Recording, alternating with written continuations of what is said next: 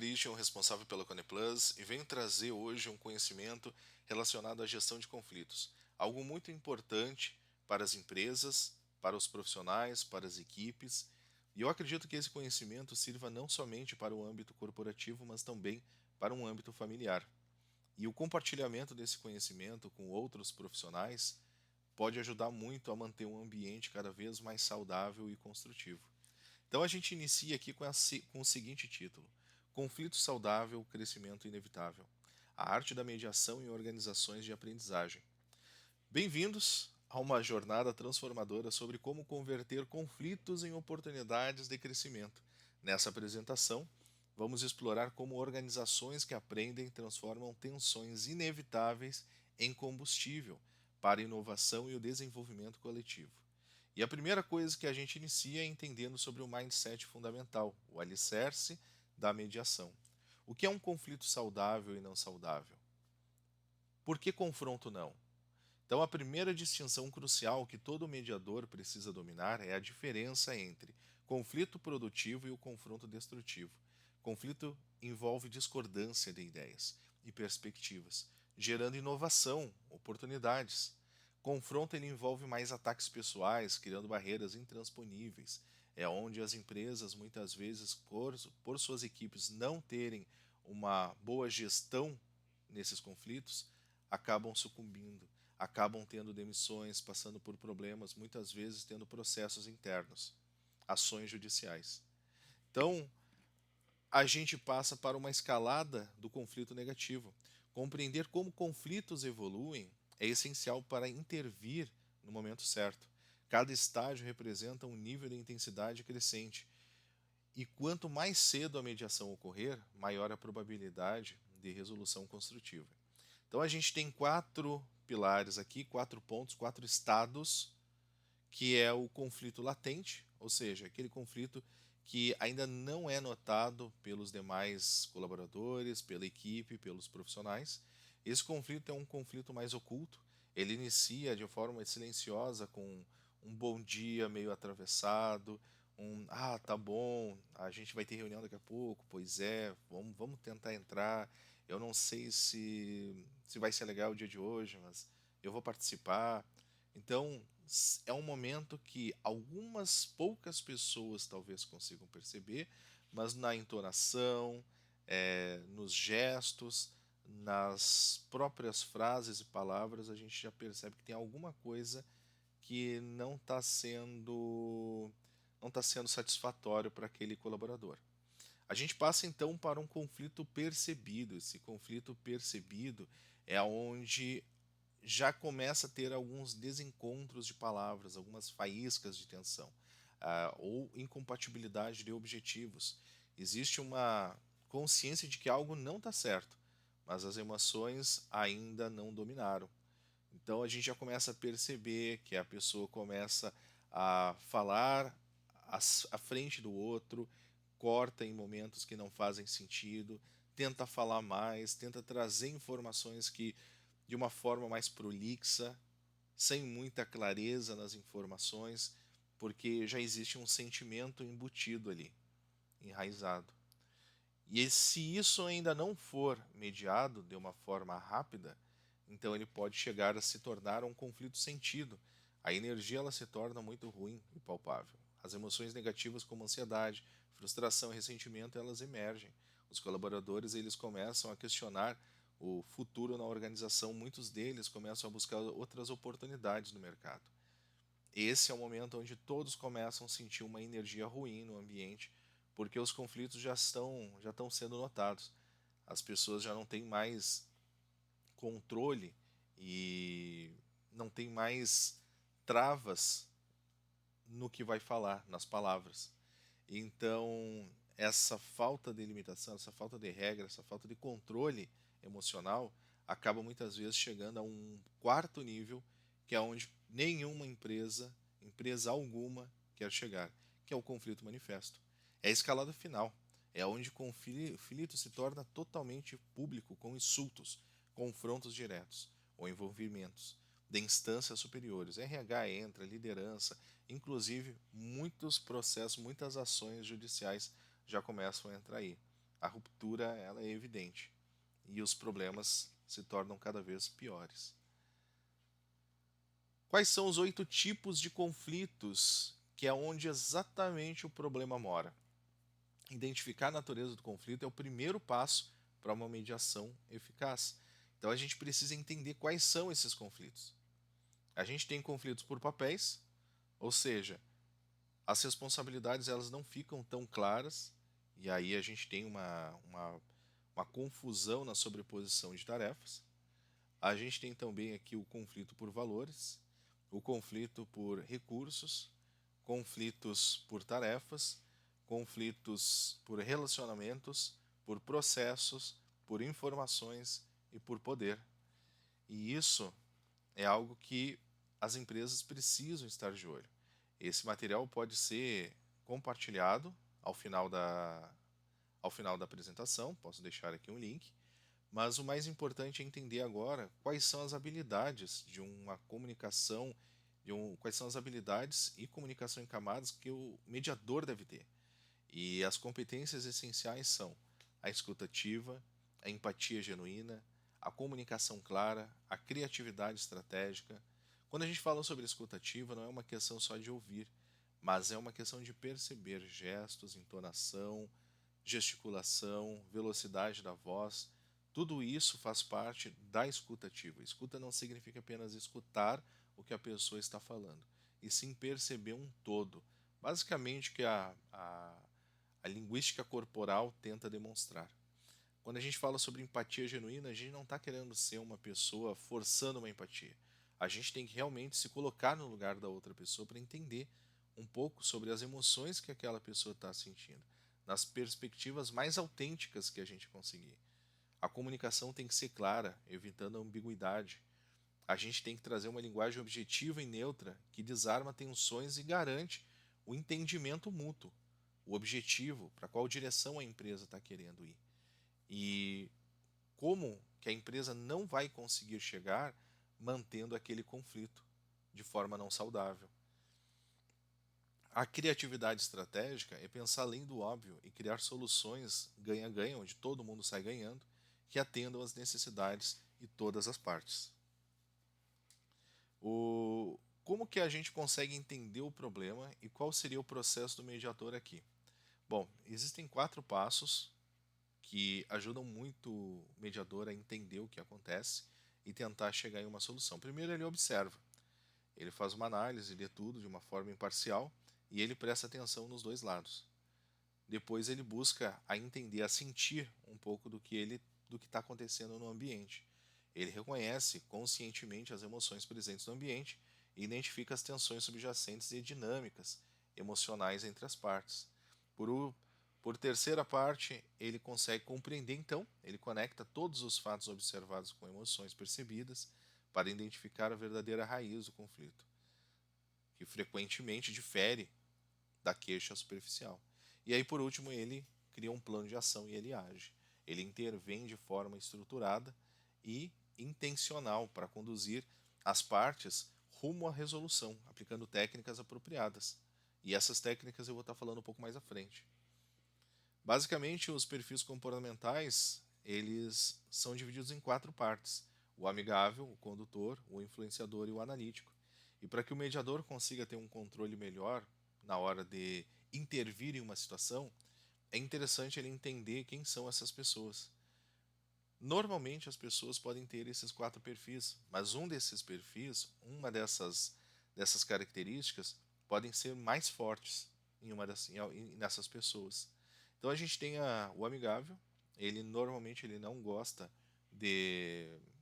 ele não gosta de confrontos, de conflitos, ele busca evitar qualquer tipo de situação deselegante, qualquer situação desconfortável. A gente tem também um influenciador, normalmente é aquele perfil que sempre tenta fazer uma brincadeira em um momento de tensão nervosa. A gente tem aqui o perfil do condutor, que ele é o cara que normalmente ele vai pegar qualquer situação e ele vai tentar encontrar uma solução rápida ou trazer uma ideia ou narrar o que está acontecendo. Esse cara está sempre tentando conduzir alguma reunião, alguma proposta, alguma possibilidade.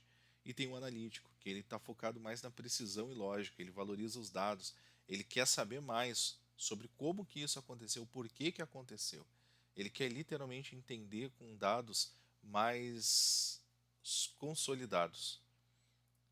Então aqui são os 4 perfis principais, a gente entendendo quem são essas pessoas, a gente consegue ter uma possibilidade de mediação muito melhor, muito mais eficaz. Então qual é o processo de mediação que nós temos aqui? Né? Qual é o passo a passo? Primeira coisa é a abertura do enquadramento, a explicação das regras. Então a gente inicia uma conversa de mediação explicando um pouco sobre as regras. A gente vai ter aqui o respeito mútuo, a gente vai ter sigilo total sobre essa discussão, não vai sair daqui, pelo menos não da minha parte, e espero que os dois cavalheiros que estão conflitando ou outras pessoas que estão junto, né, não fiquem externalizando o que está passando aqui dentro. A gente vai resolver agora. Então, é o momento que a gente explica as regras. E qual o propósito? Por que que a gente iniciou essa reunião? Por que que a gente iniciou esse processo de mediação? Ele é deixar claro que o foco é na solução construtiva, não na atribuição de culpa ou vitória. A gente não está apontando o dedo nesse momento. Depois a gente passa para a segunda etapa, que é a exploração e entendimento. A investigação profunda. O que realmente está acontecendo aqui dentro? Quais são os fatos objetivos? Quais são as percepções subjetivas e as emoções envolvidas aqui? E aí a gente faz algumas perguntas abertas, como você se sentiu quando isso aconteceu? O que você precisa para seguir em frente? Essas perguntas abertas garantem que os interlocutores eles não vão dizer sim ou não. Eles vão pensar para responder algo onde a gente consegue buscar algo dentro desse contexto para conseguir explorar isso e conseguir trazer um pouco mais de assertividade na nossa solução. Então a gente chega no terceiro passo, que é a negociação, onde a gente inicia então uma geração de opções, trazendo de repente uma brainstorming mais colaborativa, alternativas de possíveis soluções sem julgamento inicial. Então essas alternativas que a gente está buscando é onde todos naquele momento ali que estão passando por aquele conflito conseguem tentar trazer e a gente consegue fazer com que o time comece a se unir no processo da negociação mesmo. E a avaliação qual é? É a priorização das soluções com base em viabilidade, impacto e aceitação mútua. Não adianta uma pessoa não estar tão afim e a outra estar. Para isso existe também algumas técnicas que eu vou estar mencionando mais à frente sobre o Disagreement Committee e outros que faz muito sentido nessa parte da negociação. E aí, por último, então, a gente tem um acordo e fechamento, que é a formalização. O que que vai ser feito? Qual é o nosso plano de ação? Por quem e quando? Qual a especificidade é crucial, né? A especificidade, nesse caso aqui, ele é extremamente crucial. Então, o que que a gente vai se comprometer? É a confirmação verbal, quando é apropriado, documentação, deixar tudo documentado pelas partes, com a solução acordada, para garantir que isso não vai retornar a acontecer novamente. Então, a gente tem aqui a questão da exploração, cultura de feedback, ferramenta de prevenção.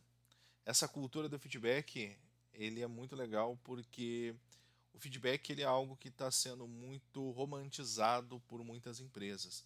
O pessoal chega e diz, olha, está tudo indo muito bem, está tudo indo muito bacana, mas qual será o verdadeiro impacto do teu negócio ou qual será o impacto da tua atuação naquele momento?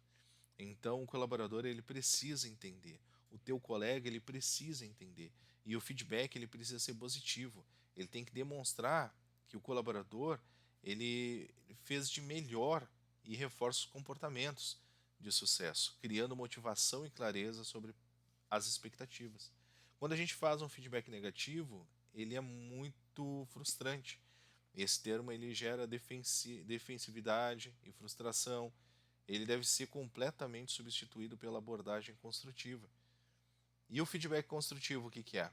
Uma vez de acusar, busca entender o que houve e como melhorar. Busca, né, um foco no desenvolvimento futuro. ajudando a vencer os obstáculos. Quais são as técnicas avançadas de resolução?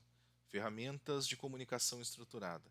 A gente tem aqui como técnicas o SCI, Feedback 360, Disagree and Commit, e pesquisando a gente encontra mais alguns. Então, o SCI ele basicamente é uma análise que tu faz da equipe, da situação, comportamento, impacto, é a estrutura para o feedback, né, não como um julgador, mas focando nos fatos observáveis e consequências concretas. Quando você, né, passou por essa situação e fez qual tipo de comportamento você teve naquele momento e qual o impacto que foi. O impacto foi trazer um ambiente mais negativo. Então a gente consegue ter estruturado melhor tudo o que aconteceu. E a partir dali a gente vai começar a ter um plano de ação. Feedback 360 coleta um feedback de múltiplas fontes, é onde todos os colegas, colaboradores se juntam, e tanto superiores, pares, subordinados, clientes. Clientes a gente não colocaria aqui. Isso aí entraria para empresas menores. Eu não acho legal colocar clientes, stakeholders nesse processo. Mas superiores, pares, subordinados, sim. Para uma visão holística do desempenho e identificação de padrões. Então, a gente pode falar depois mais à frente sobre cada um deles de uma forma separada para ter um conteúdo mais específico de cada um desses caras. Mas a ideia é que o Feedback 360 ele ajuda que todos os colaboradores consigam trazer um feedback do seu colega do lado. Um feedback positivo e um feedback negativo. Disagree and Commit. Ele permite a discordância aberta durante o debate, mas ela exige compromisso total com decisão final, essencial para avançar apesar das divergências. Disagree and Commit tem até um vídeo do Jeff Bezos que ele menciona todo o processo do Disagree and Commit, como ele usou na empresa dele, como que isso pode funcionar para as outras empresas. É muito importante, é muito legal, dá uma conferida lá. E a gente fala aqui também sobre o storytelling.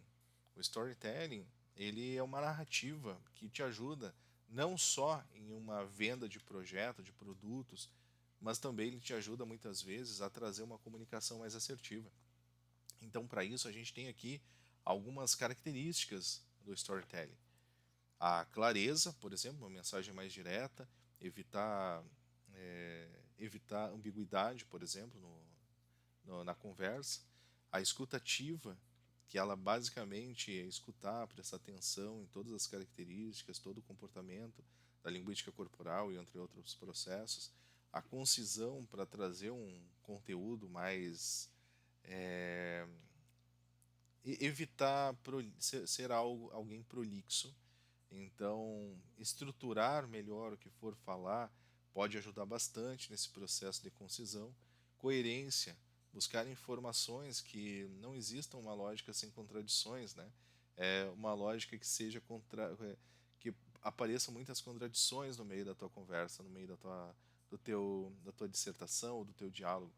Então, a coerência tem que fazer sentido o que tu está falando em relação ao ambiente, em relação ao cenário atual. Um feedback é o momento que a gente entende o que está acontecendo, se as pessoas estão entendendo onde tu quer chegar, e a empatia, que é algo com maior autenticidade a ser buscada, é se colocar no lugar da outra pessoa, como foi mencionado anteriormente. Então, eu acho que a gente tem aqui um grupo de equipe, né, de sinergia e evolução.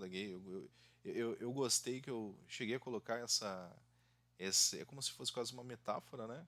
A matemática da colaboração, 1 mais 1 é 3, sinergia verdadeira. E o todo é maior que a soma das suas partes, ou seja, mais que 1 mais 1 fosse 2, quando a gente tem uma sinergia total, quando a gente está tendo um conhecimento mais holístico de um todo e a colaboração ela é genuína, a gente entende que a soma, o inteiro é maior que a soma de suas partes. Então, até tem aqui um outro exemplo do 1 mais 1 é 2, porque a soma é individual. Então, apenas reunião, capacidades singulares, ele é mais típico de grupos de trabalho sem integração.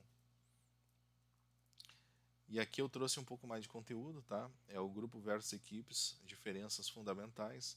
Aqui a gente fala sobre equipe, né? O que que é um grupo e o que que é uma equipe. Então, os grupos eles estão mais relacionados à informação compartilhada, é, no sentido de sinergia, eles são mais neutros, às vezes até negativa. Responsabilidade normalmente é individual e pessoal. Habilidades são mais randômicas e variadas. Relacionamentos são mais informal e solto. Agora, quando a gente fala sobre equipes, a gente está falando que o objetivo é um desempenho mais coletivo, né? Quando a gente fala sobre sinergia, ela é positiva. Responsabilidade, a gente está falando sobre uma coletiva e solidária. Habilidades são mais complementares. Relacionamentos são mais coeso e firme. E aqui tem mais as 5 fases de Tuckman, que eu acho muito importante compartilhar. E isso vocês podem buscar depois para entender um pouco mais. Mas toda empresa passa. É a parte de formação de equipe. Quando a gente está formando equipe, muitos ainda não se conhecem. É o momento onde as pessoas elas estão passando conhecimento, tentando entregar o máximo de conhecimento possível, né? Agora, quando a equipe ela já está mais desenvolvida, ela começa a ter um momento de tempestade. Então, existem resistências, tarefas, abordagens diferentes, variações comportamentais, discussões entre os membros. Já começa a ter um problema, é onde começam os conflitos. Para que essas coisas sejam resolvidas, normalmente ou os próprios colaboradores conseguem se entender entre eles de forma natural, ou existe o processo do mediador para poder avançar esse passo de uma forma muito mais rápida e construtiva. E é onde a gente entra no processo de normalização, que é a criação de coesão, né, aceitação das diferenças, estabelecimento de regras não escritas, foco na colaboração, superação de fase, de atrito.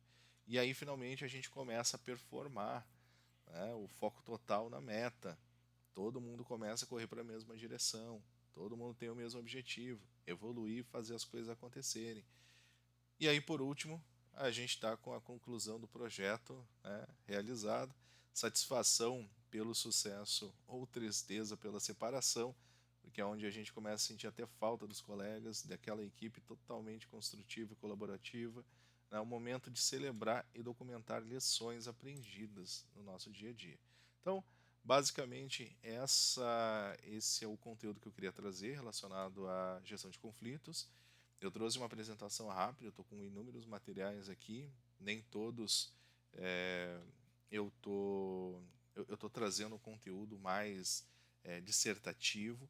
Alguns eu já gerei o conteúdo, eu estou mais lendo aqui para vocês, mas isso é para vocês entenderem, né, como que se constrói um conflito, como se media esse conflito, quais são as habilidades para resolver o conflito, como que funciona o processo da curva de Tuckman, né? E isso acontece em todas as equipes. Eu já estou há muitos anos trabalhando com inúmeras equipes e isso continua acontecendo em inúmeras equipes. E para quem já passou por esse processo, já entende a solução disso, é aquele colaborador que já segura todo mundo e meio que ajuda a conduzir, mas de uma forma mais inteligente, de uma forma mais assertiva. Então, esse é o conteúdo que eu queria trazer, espero ter ajudado aí todo mundo. E quem quiser conversar um pouco mais sobre isso, sobre liderança da equipe, é só me chamar e a gente troca uma ideia bacana. Tá bom? Até mais, abraço, sucesso!